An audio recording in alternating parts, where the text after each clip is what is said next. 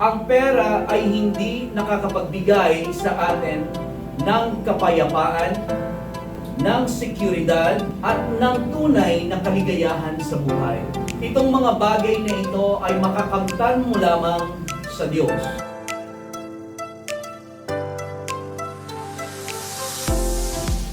Ang sabi ng 2 Chronicles chapter 26 verse 3, Uzziah was 16 years old when he became king. Si Uzziah, 16 years old, he became king. Hallelujah, napakabata pa. Kaya yung mga kabataan, huwag niyo sabihin na bata pa ako. Naalala ko tuloy yung sinabi ni Jeremiah, ng Panginoon kay Jeremiah, don't say that you are just a youth. Huwag mong sabihin na ikaw ay bata pa. Right? Because God can use you kahit na ikaw ay bata pa. Amen. Ano mang edad meron tayo, wag nating sabihin na matanda na ako, bata pa ako. Sapagkat ang Panginoon ay gagamitin niya tayo kung nakahanda tayong magpagamit sa Panginoon. God will use you kung ano man ang edad meron ka. Just as you are willing to be used by God. Amen. Amen. Na nakahanda tayo, Panginoon, narito ako, gamitin mo. But Uzziah was 16 years old when he became king, and he reigned 52 years in Jerusalem. His mother's name was Jecoliah of Jerusalem. And si Uzziah, he did what was right in the sight of the Lord, according to all that his father Amaziah had done. So dito nakikita ko rin kung babasahin natin ito na napakalaki ng influence ng ating mga tatay sa ating mga anak. Hindi po ba? Ginawa niya, he did what was right in the sight of the Lord. Ginawa niya kung ano ang bagay na mabuti sa harapan ng Panginoon, according to all that his father Amaziah had done.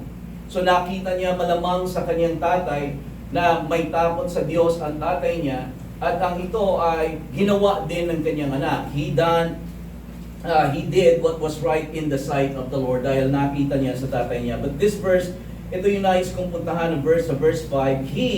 Si Uzziah, he sought God in the days of Zechariah, who had understanding in the visions of God. Hinanap niya ang Diyos sa kapanahunan ni Zechariah. Si Zechariah, he had understanding in the visions of God. Alam ni Zechariah ang pangitain sa Diyos. Right?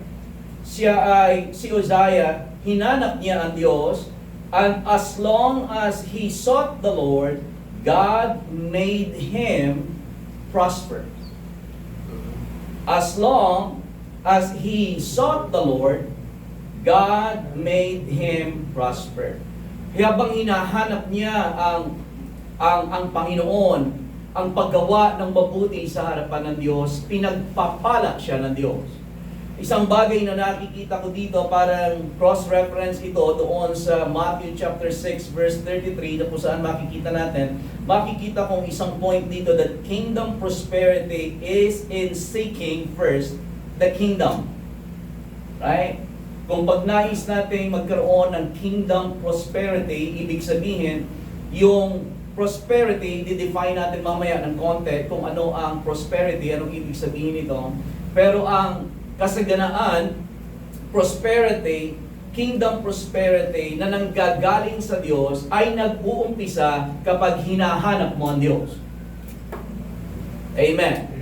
Ang prosperity, maaaring may mga tao na matatawag tayo na sabihin natin, halimbawa, mayayaman, na hindi naman ang kayamanan ang galing sa Panginoon, kundi hinanap nila ang kayamanan at nakakuha sila ng kayamanan. Yet, sa kayamanang ito, hindi pa rin nila nakamtan ang anumang bagay na pinakananais nila sa kanilang buhay, which is kapayapaan, yung security, right?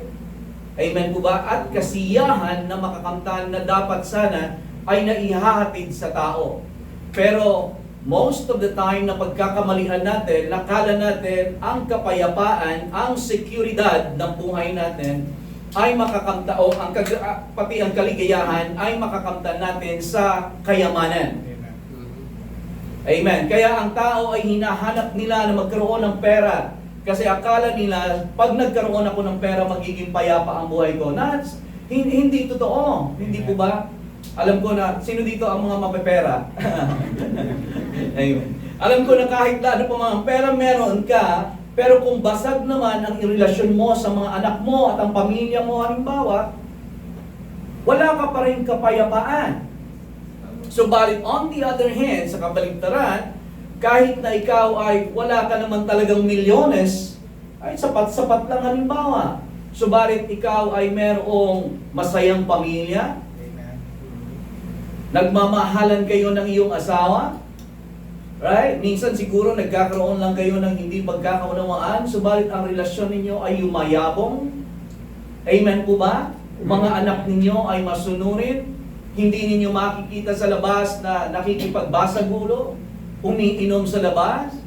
Yun ay isang bahay na mapayapa. Kahit hindi o walang gaanong pera, hindi po ba? Naunawaan po ba ninyo ako? May mga tao na pursue ang pera sa pag-aakala na kung magkakaroon tayo ng pera, ay magkakaroon ng tinatawag na security. Magiging secure ka. Not so. Marami akong mga kakilalang mga may kaya, hindi lang may kaya, mayayaman, pero ay hindi secure. Hindi nila takot sa hinaharap. Ang pera ay hindi nakakapagbigay sa atin ng kapayapaan, ng seguridad, at ng tunay na kaligayahan sa buhay. Itong mga bagay na ito ay makakamtan mo lamang sa Diyos. Amen. Hindi natin sinasabi na masama ang pera o magkaroon ng pera. In fact, kapag ating pinag-usapan at pinag-aralan itong word na prosperity, makikita natin that it involves resources. Kapag ang isang taong prosperous ay isang taong, kumbaga, hindi lamang siya payapa, hindi lamang siya masaya sa buhay at satisfied, kundi siya ay meron din, na meron sa kamay na maaaring ipantulong sa kapwa. Right? Provided for ng Panginoon ang taong prosperous. But anyway, let us define first what is prosperity. Kasi ang topic natin prosperity with a purpose, at pinamagatan nating subtitle, You Shall Prosper. At yun yung declaration ko sa buhay ng bawat isa sa atin sa umagang ito. I want to declare that over your life, you shall prosper. Amen. Sabihin mo sa katabi mo, you shall prosper. Amen. So, i-define muna natin kung ano yung word na prosper. Yan yung kalooban ng Panginoon sa atin, but let us define the word prosper. Ang ibig sabihin ng word na prosper is to push forward, right? To push forward. Ano man ang maaaring, hindi ka nasa-stuck sa kung nasaan ka, but you are pushing forward to break out. So maaaring ikaw ay nakakulong sa anumang kapamaraanan o kadahilanan na ikaw ay hindi makausad-usad sa buhay mo, na parang gusto mong sumulong financially, gusto mong sumulong, right? Sa relasyon mo sa Diyos, gusto mong sumulong. Sa relasyon mo sa kapwa mo, gusto mo, kumbaga, ito ay yumabong, ikaw ay lumago, at maging pagpapala pa sa marami. Subalit, parang tila merong invisible wall na tinatawag, na hindi ka makaalis kung nasaan ka, at hindi ka makaakyat o makapunta sa ikalawang level. Amen? To break out, to go over, to advance, to make progress, to succeed, to be profitable. Yun yung ibig sabihin ng word na prosper. You shall prosper. Amen. Sabihin mo ulit sa katabi mo, you shall prosper.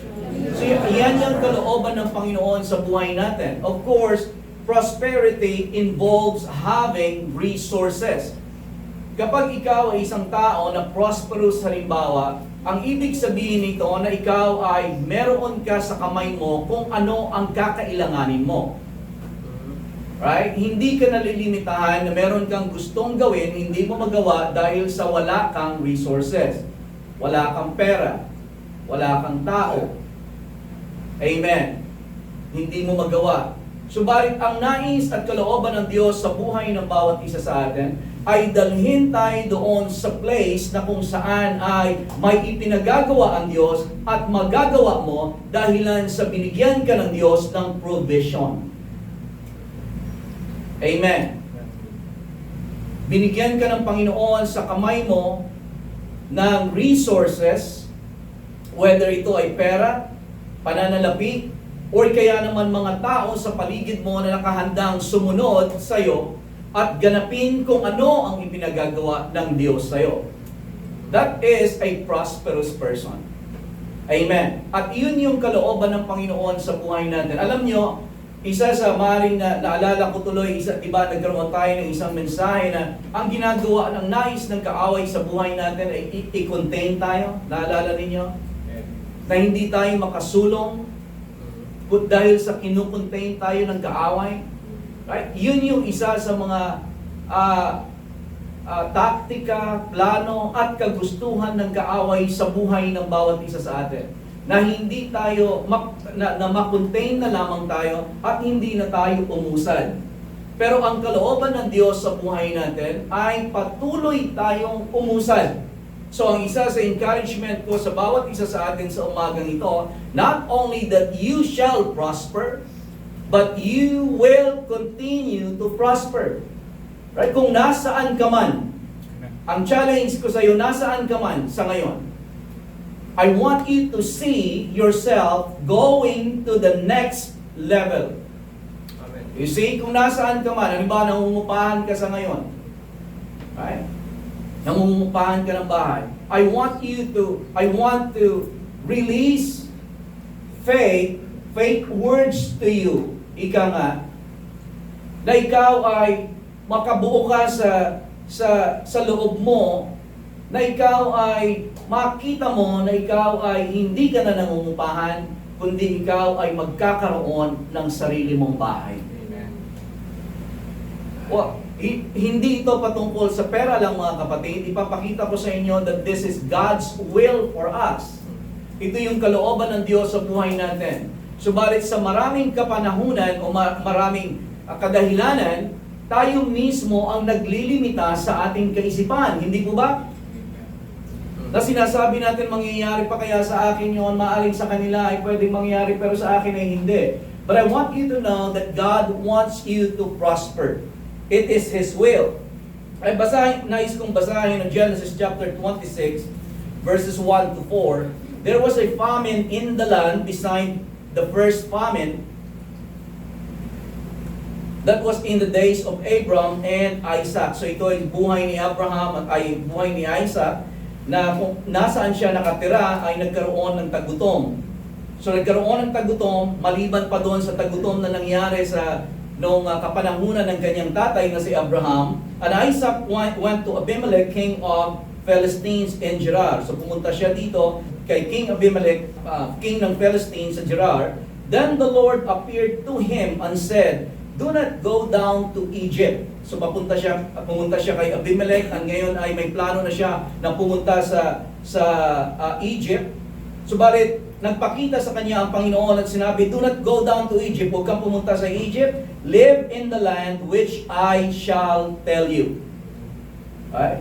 Minsan sa buhay natin, kapag merong famine, hindi lamang sa tagutom sa land, kundi meron tayong tagutom sa buhay natin, ibig sabihin kulang na yung resources natin. Saan ko kaya kukunin to? Right?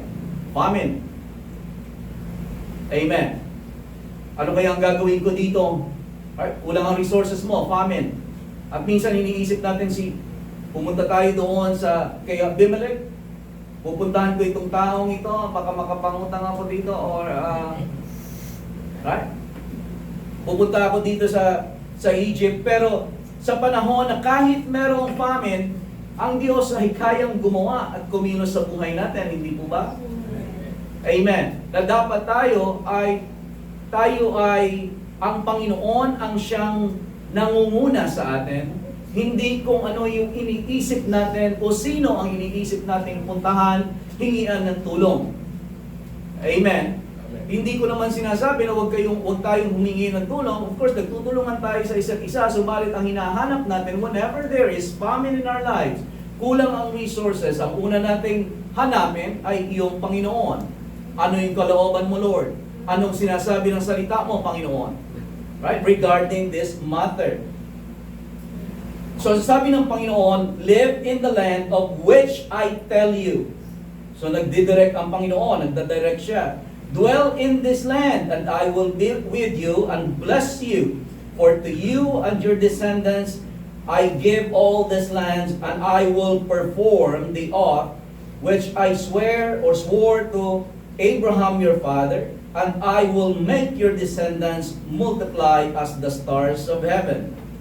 I will give to your descendants all these lands, and in your seed all the nations of the earth shall be blessed. So in short, sabi ng Panginoon, huwag ka aalis, huwag kang pupunta ng Egypt, manatili ka dito. And then verse 12, then Isaac sowed in that land and reaped in the same year 100-fold. Right? So nagtanim siya doon sa kung saan siya, sabi ng Panginoon, manatili ka dyan, huwag ka na pumunta doon sa Egypt. Right? Kahit may famine dyan, mayroong tagutom, walang resources, huwag kang pumunta doon sa Egypt. Kasi akala ni Isaac, pupunta ako doon magkakaroon ako ng pagkain, doon masusuplayan ang pangangailangan ko, doon magta-thrive ang business ko. Pero dito ngayon, walang nangyayari. Amen. Right? So sabi ng Panginoon, huwag kang pumunta ng Egypt, manatili ka dyan. At sinabi ni Abraham, sinabi ng Panginoon, manatili ka dyan at pagpapalain kita. Ano ang ginawa ni Isaac? Ang ginawa ni Isaac, then Isaac sowed in that land. Nagtanim siya sa kung saan siya inilagay ng Diyos at sinabing manatili ka dyan. Ay, isa sa mga pamamaraan ng Diyos sa buhay natin mga kapatid upang tayo ay pagpalain ay iyong pagtatanim.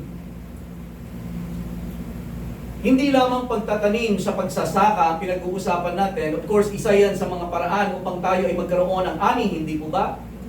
Amen. Malalaman natin dito sa series na ito, I'm getting ahead of myself, pero malalaman natin kung papaano dumadating ang pagpapala sa buhay ng mga mananampalataya sa pamamaraan ng Diyos at hindi pamamaraan ng tao. I'm getting ahead of myself, pero kung alam ninyo sa Bible, merong mga tinatawag na scriptures na kung saan makikita ninyo that there will be a wealth transfer. Amen. The wealth of the wicked will transfer to the just. Ang kayamanan ika ng mga masasamang tao ay ililipat sa kamay ng mga matutuwid. Amen. And that is Bible. Bible po yan. Hindi yan siya ginagawa lang ng kaisipan ng mga preacher para tayo ay i-hype up. But it's biblical. Biblical po yan na nais pangyarihin ng Panginoon sa buhay ng bawat isa sa atin sapagkat tayo bilang katawan ni Kristo sa mundong ito, tayo ay nais ng Diyos na pagpalain upang tayo ay maging pagpapala sa karamihan. The Bible has so much to say about wealth transfer. Amen. So much. Napakaraming scriptures na makikita ninyo sa ating series na ito, ipapakita ko sa inyo. But we have to position ourselves for a wealth transfer. Kasi ayon sa sinasabi ng salita ng Diyos, the wealth of the wicked will transfer to the just. Amen. Doon sa just, ibig sabihin, just in handling their finances. Merong mga mananampalataya na gusto lamang natin, hindi po ba, na ang pagpapala. Pero are you just with your finances? Amen. At isa sa mga pamamaraan ng Panginoon kung paano diyan dinadala ang kayamanan sa kamay natin, isa ito na makikita natin is sa pamamagitan ng pagtatanim. Marami sa mga mananampalataya, gusto natin ng harvest, hindi po ba? Gusto natin na magkaroon ng, Lord, pagpalain mo naman ako, bless me, bless me, bless me. Pero ang tanong, nagtatanim ka ba? Kasi kung wala kang itinatanim, wala kang aanihin. Minsan nga, hindi lamang sa pera, hindi po ba? Sa atin, sa iba, maaaring, sabihin nga po natin, wala dito yan, Pastor. Sa atin nga, hindi po ba? Gusto natin maging mabait sa atin ang kapatiran natin, ang kapwa natin. Ay, gusto natin maging mabait, pakitaan tayo mabait. Ang tanong, mabait ka ba sa kanila? Bakit ganito na lang ang pakikitungo nito mga kapatiran sa akin? Ang mga kapitbahay ko. Ba't hindi sila maging mabait sa akin? Ang tanong, nagiging mabait ka ba naman sa kanila? Kasi kung ano ang pinapakita mo sa kanila, definitely, alam nyo, papakitaan ka ng kabutihan yan. Alam nyo, isa sa mga na-realize ko, kahit aso, pakainin mo, pusa, babalik-balik sa'yo. Hindi lang din mga mabubuting gawa ang itinatanim. Right? Ang itinatanim din, tayo ay nagtatanim sa kaharian ng Diyos. Tayo ay nagtatanim, ang pananalapi, maraming mga mananampalataya na gusto lang natin, bless me Lord, gusto ko ng harvest Lord sa buhay ko. Ang tanong, nagtatanim ka ba? Sapagkat isa sa mga pamamaraan ng Panginoon sa pagpapala sa buhay mo, huwag mong tingnan ng katabi mo, ay pagtatanim. Verse 13, the man began to prosper. So, nung nagtanim siya, umani siya in the same year, supernatural yan. Nagtanim ka, hindi ka kagad dapat na umani niyan, kaagad-agad. Maaaring sa susunod na season, o sa, nagtanim ka, sowing, sa panahon ng pagtatanim, hindi po ba? May panahon ng pag-aani. Pero in the same year, supernaturally, siya ay nag-umpisang, pinagpala siya ng Panginoon, he reaped in the same year, verse 13, and the man began to prosper. Began, everybody say began. Nag-umpisa siyang pagpalain. Nag-umpisa, pero natigil ba doon? Hindi natigil. And continued prospering until he became very prosperous. Anong nangyari? For he had possessions of flocks and possession of herds and a great number of servants, so the Philistines envied him. Bakit siya pinagpala ng Panginoon? Kasi merong pinangako ang Diyos na pagpapalain kita. At ang lahat in you, all the families of the earth will be blessed. Yung tawag ni Abraham, nasa tawag ni Isaac, ganun din ang pagkatawag niya sa buhay niya, kaya siya pinagpala. At even in the New Testament, makikita ninyo na itong pagkatawag na ito sa buhay ni Abraham, ni Isaac, ni Jacob, ay ngayon, ang pagkatawag na yan ay napunta sa bawat isa sa ating mga mananampalataya na mananampalataya kay Kristo Jesus. So ang pangako ng Diyos ay dapat nararanasan natin. Sapagkat kung ano ang ginawa ng Diyos kay Isaac, na siya ay pinagpala, the man began to prosper, and then he continued prospering until he became very prosperous. Amen. Yun din ang kalooban ng Diyos sa buhay mo. Yes. Amen. Ang naglilimita lang sa atin, alam niyo kung ano? Ang kakayanan natin na paniwalaan ang sinabi ng Diyos. Pag-usapan natin yung the call to prosper. So una, define natin yung word ng prosperity. Right? The prosperity is not just about money. It involves money. But prosperity is not all about money. Prosperity is having the capacity to break forward, to break through, having the resources that you need in order for you to do whatever God has called you to do. Tingnan muna natin, let's just go ahead and basahin natin ang Psalms chapter 115, verse 12. The Lord has been mindful of us. He will bless us. He will bless the house of Israel. He will bless the house of Aaron. He will bless those who fear the Lord, both small and great. So maaaring sinasabi natin, the Lord is mindful of us. He will bless the house of Israel. He will bless the house of Aaron. So sila lang yon, Pastor. Wala dyan ang house ng Sibilya. Wala dyan ang house ng Nandala. Right? Sila lang yun, pastor. Pero sabi dyan, no, He will bless those who fear the Lord. Both small and great. Both small and great. The Lord has been mindful of us. So good news. Iniisip ka ng Diyos. Right? Nasa isipan ka ng Diyos. Maring minsan, naitatanong natin, Lord, naaalala mo pa ba ako? Right? Good news. Inaalala ka ng Diyos. The Lord is mindful of you. And not only that He is mindful of you, He is mindful to give you increase. Right? The Lord has been mindful of us.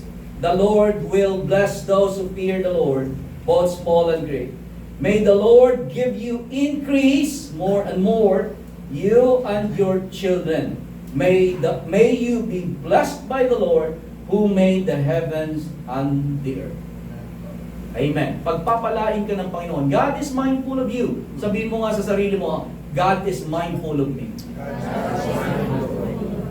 Nasa isipan ka ng Diyos. Iniisip ka ng Diyos. At iniisip ka ng Diyos hindi para paluin. Iniisip ka ng Diyos upang ikaw ay pagpalain. Nasa isipan ka ng Diyos upang ikaw maranasan mo ang pagpapala ng Diyos, ang kabutihan ng Diyos sa buhay mo. Amen? Amen. Subalit, bakit tayo pagpapalain ng Panginoon? Makikita natin ang sagot niyan sa Deuteronomy chapter 8, verse 18. But you shall remember the Lord your God, for it is He that gives you the power to get well, that He may establish His covenant which He swore unto thy fathers, as it is this day. Katulad ng ginawa niya kay Isaac. Pinangunahan niya si Isaac, or rather, nilid niya na huwag kang pumunta doon sa Egypt, manatili ka dyan. Bakit yun ginawa ng Panginoon? Yun ay dahil i-establish ng Diyos ang kanyang covenant na iniwanan niya at sinabi niya kay Abraham. Tinutupad ng Diyos ang kanyang pangako na pagpapalain niya si Abraham, si Isaac, si Jacob, at ngayon tayo bilang mga anak ng Diyos, pagpapalain ka sapagkat ang Diyos ay mayroong covenant. Sapagkat ang Diyos ay mayroong pangako. Ang pangako niya, ang Diyos ay mayroong pagkatawag. Pagpapalain ka ng Diyos sapagkat ang Diyos ay may pagkatawag sa buhay mo. Ano ang pagkatawag mo? Is you are called to be blessed in order for you to be a blessing. Nais ng Panginoon na pagpalain ka, i-increase ka, i-prosper ka, na magkaroon ka ng resources sa kamay mo upang magawa mo ang ipinagagawa ng Panginoon sa buhay mo, at ikaw ay magiging pagpapala sa generation na ito. Hallelujah! Nakikita mo ba ang sarili mo na pagpapalain ng Diyos upang ikaw ay maging pagpapala sa pamilya mo? Nakikita mo ba ang sarili mo na gano'n? Kung hindi mo nakikita ang sarili mo, begin to think of yourself as you are blessed. Amen. In order for you to be a blessing. Dapat makita mo ang sarili mo na magiging pagpapala ako. Hindi na lang ako lagi manghihingi na manghihingi. Magbibigay ako. Amen. Upang magpalain ako ng Panginoon sapagkat pinagpapala ng Diyos ang taong nagbibigay. God gives seed to the sower. Amen. At yun ang isa sa mga pamamaraan na kung paano ilalagay ng Panginoon sa kamay mo ang pagpapala na ninanais niya na maranasan mo sa buhay mo upang ikaw ay maging pagpapala sa generation na ito. Prosperity is not optional. Ang prosperity hindi optional sa buhay natin. Hindi siya optional, yung pagpipilian mo. Dapat, kung meron kang pagpipilian, halimbawa, wala kang option dapat prosperity. Dapat pagpapalain ako ng Panginoon. Right? Yun yung kaisipan mo, dapat. Hindi yung maghihirap ako. Right? Hindi yung dapat yung iniisip mo. Amen po ba? Hello, narito pa po kayo? Sa business mo, kung may business ka, dapat ang mindset mo, pagpapalain ako ng Panginoon. Ay? Hindi yung, ano ba naman itong nangyayari sa business ko? At dapat ang mindset mo na, pagpapalain ako ng Panginoon. Amen. Amen. Eh, tingnan mo naman ang sales. Pagpapalain ako ng Panginoon. Ay, mas bumaba pa kahapon. Mas mataas pa yan. Ngayon, mas bumaba pa. Pagpapalain ako ng Panginoon. Yun yung mindset mo, dapat. Amen? Prosperity is not an option. Dapat sa isip mo, you are a prosperous person. Because prosperity begins from the inside out. Amen. At isa pang siguro may advice ko sa mga merong business, huwag kayong magsasalita ng against sa business ninyo. Right? Matutokso kayo na ano ba naman to? Bababa ng sales. Matutokso kayo ng gano'n maaari. Right? Sa nakikita ninyo. Pero, magsalita kayo, huwag ninyong sabihin kung ano nakikita ninyo. Don't say what you see. Say what you want to see. Amen. Amen. Ang sabihin mo kung ano yung gusto mong mangyari o makita. Kahit sa pamilya, halimbawa, huwag mong sabihin ano ba namang buhay ito. Lagi na lang ganito. Ano ba naman itong mga anak ko? Right? Huwag mo nang sabihin. Right? Praise the Lord. Kung uutusan mo yung mga bata, utusan mo na lang. Huwag ninyong gawin na to sa susunod, ilagay ninyo dito ganun lang. Hindi yung, huwag ninyong sabihin, hindi talaga kayo nakikinig. Paulit-ulit na lang ako. Huwag ninyo sabihin na yun. Yung part na lang na kung tuturuan mo, turuan mo. Pero huwag na yung paraan, ikaw ay magnanag sa kanila. Kung magnanag ka kay Lord. Kung meron kang complain sa mga anak mo, doon ka mag-complain kay Lord. Meron akong nabasa sa Facebook na ang Thanksgiving, pagpapasalamat ay music to the ears of the Lord. Murmuring is music to the ears of the enemy. Pagmumurmur. Right? Pero minsan, alam niyo na, nadadala tayo sa gano'n, hindi po ba? Sinasabi natin kung ano yung nakikita natin. Pero sa halip, dapat ay wag mo nang sabihin kung ano nakikita mo. Andyan na yan eh. Right? Sabihin mo kung ano yung gusto mong makita. Calling those things that are not as though they were. Amen. Ito ay para sa ating lahat. Anyway, prosperity is not optional. Our identity and calling demand that we prosper. If you know your identity in Christ and what God has called us to do, right? Kung alam natin ang ating identity, kung sino tayo kay Kristo, at kung ano ang pagkatawag ng Diyos sa atin, saan tayo tinawag? To reach the world with the gospel of Christ, you will not settle not to prosper. Kung alam mo yung iyong identity, kung sino ka kay Kristo, at ikaw ay may pagkatawag na abutin ang sanlibutan, maging pagpapala sa mga kapitbahay mo, sa pamilya mo, kung alam mo yon, hindi ka magsisettle na hindi ka pagpalain ni Lord. Amen. Hindi ka magsisettle doon sa okay na ako dito, Lord. Baka kaya ang mindset mo kasi iniisip mo lang ang sarili mo. Pero kung iniisip mo na ikaw ay magiging pagpapala sa iba, hindi ka pagpapapayag na hindi ka pinagpapala. Amen. Hindi ka papayag na ikaw na lang lagi ang nanghihingi. Amen. Kung alam mo kung sino ka kay Kristo Jesus, ang identity mo, at meron kang pagkatawag sa buhay mo na magiging pagpapala ako. Hindi ka papayag na hindi ka pinagpapala. Amen. Hindi ka papayag sa buhay mo, hindi ka makukontento na manghihingi na lang ako, manghihingi na lang ako, manghihingi na lang ako. Ay? Amen po ba? Amen. Kung alam mo kung sino ka kay Kristo Jesus at may pagkatawag ka, kahit ganon ang kalagayan mo sa ngayon, ang sinasabi mo ay, pagpapalain mo ako, Panginoon, upang ako ay maging pagpapala. Ano man, Panginoon, pag may pagkakataon, halimbawa na magtatanim, to give you an opportunity to sow your seed, huwag kang kukuha ng envelope at ilalagay mo na para na, pagkatapos, pag chinek, walang laman. Ang envelope na walang laman, hindi na mo multiply.